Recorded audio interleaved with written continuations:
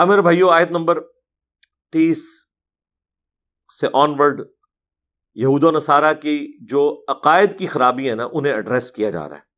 بڑی انٹرسٹنگ آیات آ رہی ہیں یہ ساری. وقالت الیہود عزیر ابن اللہ، یہودی کہتے ہیں عزیر اللہ کے بیٹے ہیں. آج کے یہودی تو اس عقیدے سے توبہ کر چکے ہیں. اس زمانے میں عزیر علیہ السلام کے ذریعے اللہ تعالیٰ نے بنی اسرائیل کی نشت ثانیہ کروائی تھی. کہاں غلامی کا دور اور کہاں عزیر علیہ السلام کو اللہ نے مبعوث کیا، جو اسی غلامی کے دور میں پیدا ہوئے. انہوں نے بنی اسرائیل کو دعوت توبہ دی، اللہ کی طرف متوجہ ہوئے، جہاد اور قتال کے ذریعے دوبارہ سے مسلمانوں کا ایک، یعنی اس زمانے میں بنی اسرائیل کو ہم مسلمان ہی سمجھتے ہیں نا، اس وجہ سے وہ کہتے تھے یہ گویا کہ اللہ کا بیٹا ہے. تو یہ عقیدے ان کے اندر آ گئے. وقالت النصارى المسیح ابن اللہ، اور نصارہ کرسچنز کہتے ہیں کہ مسیح اللہ کے بیٹے ہیں. نعوذ باللہ. ذالک قولہم بافواہہم، یہ ان کے منہ کی بے سروپا باتیں ہیں. یضاہئون قول الذین کفروا من قبل، یہ نقل اتار رہے ہیں ان کافروں کی جو ان سے پہلے بت پرست گزر چکے ہیں نا، ادھر سے انہوں نے عقیدے مستعار لیے ہیں. یہ قاتلہم اللہ، اللہ انہیں تباہ و برباد کرے. انا یؤفکون، یہ کہاں بھٹکے جا رہے ہیں. یعنی انبیاء کے ماننے والے اور شرک کر رہے ہیں.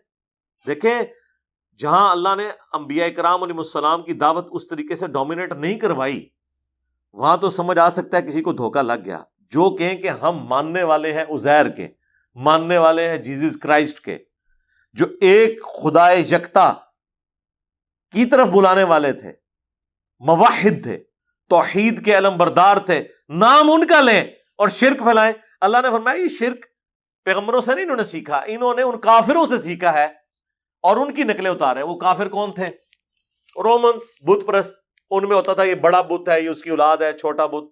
اس طرح یونان کے بت ہوتے تھے، چھوٹے بت جو ہیں وہ چھوٹے جی سے گاڈ لکھتے تھے، بڑے خدا کو وہ مانتے تھے کیپٹل جی کے ساتھ. تو یہ وہ ساری نقلیں چل رہی تھی. اس کو آپ نے پریکٹیکلی اگر ویڈیو کی فارم میں دیکھنا ہے تو اصحاب الکہف کے اوپر جو ایران والوں نے فلم بنائی ہے نا، اس میں انہوں نے یہ پورا کنسیپٹ بتایا ہے کہ کس طریقے سے کرسچنس کے اندر یہ خرابی آئی. اصحاب الکہف جو ہے وہ تبع تابعین میں سے تھے عیسیٰ ابن مریم کے، جن کو اللہ تعالیٰ نے معجزانہ طور پر 300 سال تک سلا دیا. عزیر علیہ السلام کے بارے میں بھی قرآن میں آیا ہے، نام تو نہیں آیا، لیکن ظاہر ہے کہ اسرائیلی کتابوں سے، تورات سے ہمیں یہی پتہ چلتا ہے کہ حضرت عزیر علیہ السلام ہی تھے جو 100 سال تک اللہ نے ان کو سلا کے رکھا، اور پھر اللہ تعالیٰ نے انہیں زندہ کیا دوبارہ سے. ظاہر ہے نیند بھی تو ایک موت کی شکل ہی ہے، اور پھر اللہ تعالیٰ نے ان کے ذریعے بنی اسرائیل کو فتح دلوائی. تو اتنی بڑی پرسنالٹی ہو تو اس کے بارے میں ایسا کنسیپٹ آ جاتا ہے. واقعی پھر پرسنالٹی اس قابل ہوتی ہے کہ خدا کے ساتھ کسی کو ٹھہرایا جائے لاجیکلی. یعنی ظاہر ہے جی ہر بندے کو تو نہیں اللہ کے ساتھ ٹھہرایا جا سکتا، یا اللہ کی رشتہ داری جو اس طرح کا کام کر دے کہ غلامی کی زندگی سے نجات دلائی. اور عیسیٰ ابن مریم جو مردوں کو زندہ کر دے اللہ کے حکم سے، تو حضرت عیسیٰ ہی کو اللہ کا بیٹا بنانا تھا نا. ہر بندے کو تو نہیں ہے، ہر بندہ تو اس قابل ہی نہیں ہے، اس کا تو لیول ہی کوئی نہیں ہے کہ اسے کوئی اللہ کے ساتھ رشتہ داری کرے. بڑے بندے کی رشتہ داری جوڑی جاتی ہے. تو اس لاجک کے تحت دیکھا جائے تو لاجک تو ان کی کسی حد تک درست تھی. ہاں عقیدے میں تو شرک ہے، کفر ہے. یہ میں اس لیے بتا رہا ہوں کہ جو بڑی پرسنالٹیز ہوتی ہیں نا انہی کو ہی جوڑا جاتا ہے. شرک بڑی پرسنالٹیز کے ذریعے ہوتا ہے. اس امت میں بھی دیکھ لیں حضرت علی رضی اللہ تعالیٰ عنہ علیہ السلام کی شان میں جتنی آیات اور احادیث تھیں، تو حضرت علی واقعی اس قابل تھے کہ اگر کوئی گڑبڑ کرنی تھی نا انہوں نے توحید کے کیس میں یا رسالت کے کیس میں، تو حضرت علی کی پرسنالٹی کو ہی بیچ میں لا کے کیا جا سکتا تھا. من کنت مولا فہذا علی مولا. علی کی میرے ساتھ وہی نسبت ہے جو ہارون کی موسیٰ کے ساتھ. ٹھیک ہے، علی سے محبت نہیں رکھے گا مگر مومن، علی سے بغض نہیں رکھے گا مگر منافق. اب اتنی زیادہ شانیں جس بندے کی ہو نا، اور پھر اسی کو کسی درجے میں لا کے فٹ کرنے کی کوشش کرتے ہیں اور پھر گمراہی پھیلتی ہے. تو شخصیات بڑی ہوتی ہیں، لہٰذا ان شخصیات سے کوئی بغض نہیں رکھنا.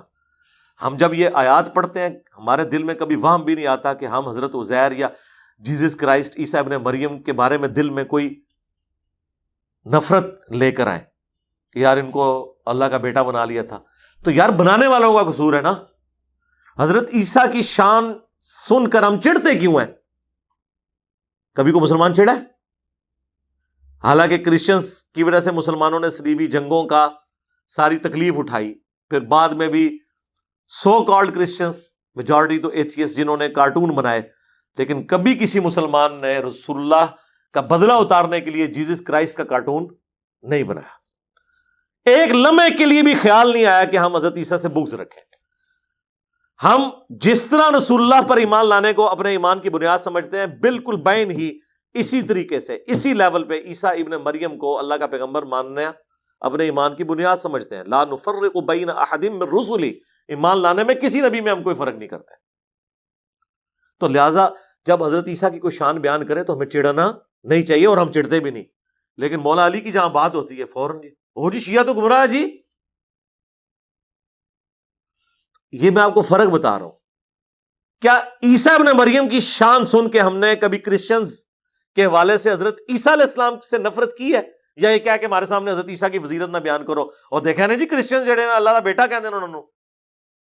نہیں، ہم کہتے ہیں ہم بھی مانتے ہیں ان کی یہ شانیں ہیں، لیکن وہ اللہ کے بیٹے نہیں ہیں۔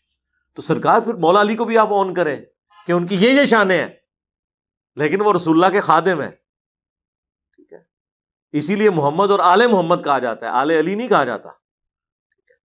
تو یہ آپ کو میں فرق بتا رہا ہوں کہ بڑے لوگوں کو اس طریقے سے یوز کیا جاتا ہے۔ تو اللہ تعالیٰ فرما رہا ہے کہاں بہ کے جا رہے ہو نبیوں کے ماننے والے، انا یؤفکون، کہاں بہ کے جا رہے ہو؟ اتخذوا احبارهم ورهبانهم اربابا من دون اللہ، ان بدبختوں کا کیا حال ہے؟ انہوں نے اپنے پادریوں کو، اپنے جوگیوں کو، اپنے صوفیوں کو، علماء کو اربابا من دون اللہ، اللہ کے ساتھ ان کو بھی اپنا رب مان لیا ہوا ہے۔ والمسیح ابن مریم، اور عیسیٰ ابن مریم کو بھی۔ یہ جوگی اور صوفی، یہ اعلیٰ حضرت نے ترجمہ کیا ہوا ہے۔ احبار اور رہبان، احبار وہ علماء ہیں جو علم کی گہرائی میں اترے ہوئے ہوں، یعنی مفتی اعظم، اور رہبان جو دنیا ترک کر چکے ہوئے ہوتے تھے، راہب، جو صوفیاء کا کنسیپٹ، یعنی یہ دونوں چیزیں وہاں پہ موجود تھی۔ مسٹسزم بھی کرسچینٹی میں آج بھی موجود ہے۔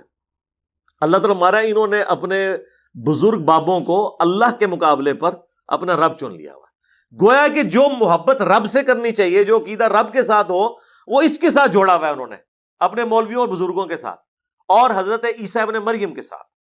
اللہ اکبر۔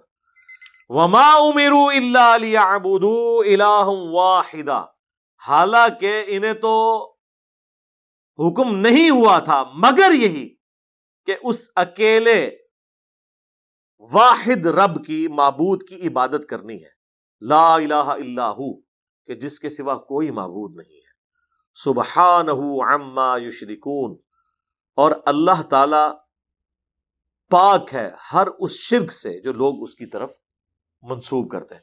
یعنی توحید پہ جو اتنا زیادہ زور دیا جا رہا ہے، کوئی یہ نہ سمجھے کہ اللہ کو ٹینشن ہو جاتی ہے، نہیں، اللہ تو پاک ہے، اپنا بیڑا غرق کر رہا ہے۔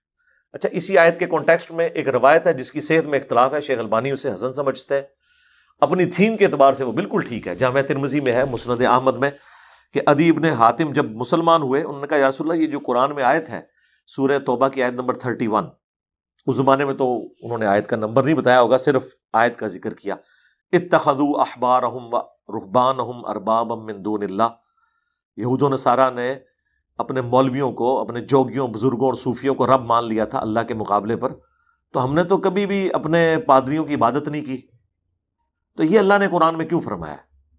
تو رسول اللہ نے فرمایا کہ کیا تم اپنے پادری جو علماء تھے، بزرگان دین، صوفیاء کرام، رہبان شریفین، ان کی باتوں کو بغیر تحقیق کے، جس چیز کو وہ حلال کہتے تھے اس کو حلال، اور جس کو وہ حرام کہتے تھے حرام نہیں مان لیا کرتے تھے، بغیر دیکھے کہ اللہ کی کتاب میں کیا لکھا ہے؟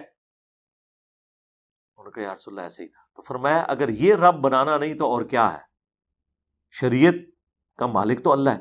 اچھا، اس سے یہ پتا چلا جو ہم یہ کہتے ہیں نا کہ بابت شاہی کوئی نہیں، یہ بھی اس سے ثابت ہوا کہ آپ نے یہ نہیں دیکھنا کہ مولوی کیا فرما رہے ہیں، یہ دیکھنا ہے کہ قرآن میں، بخاری میں، مسلم میں کیا لکھا ہوا ہے۔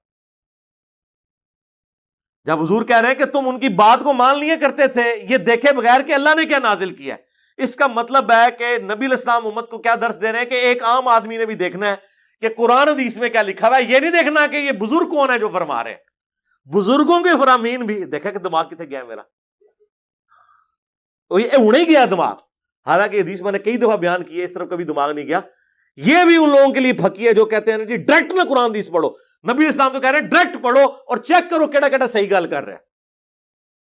عام آدمیوں کو حکم ہے کہ تم بغیر دیکھے کہ نبیوں کی تعلیمات کیا ہیں تم اپنے جوگیوں اور صوفیوں اور رہبان کی باتوں کو بغیر تحقیق کے مان لیتے تھے، یہی تو ان کو رب بنانا ہے۔